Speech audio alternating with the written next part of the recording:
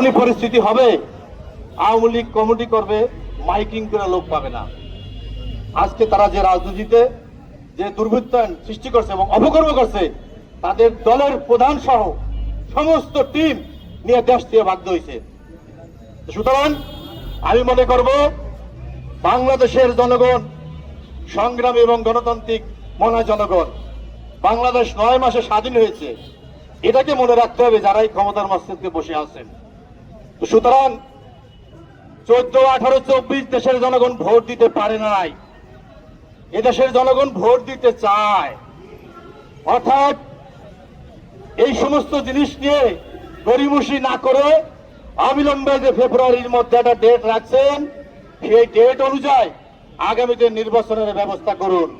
তো অন্যথায় ভবিষ্যৎ অনেকের জন্যই অন্ধকার হয়ে দাঁড়াবে। আমি আর বক্তব্য বেশি বলবো না, আমি শুধু এটুকুই বলবো, দুঃসময় আমাদের সাথে যারা রয়েছেন, আন্দোলন সংগ্রামে অনেকে আহত হয়েছেন, অনেকে নিহত হয়েছেন।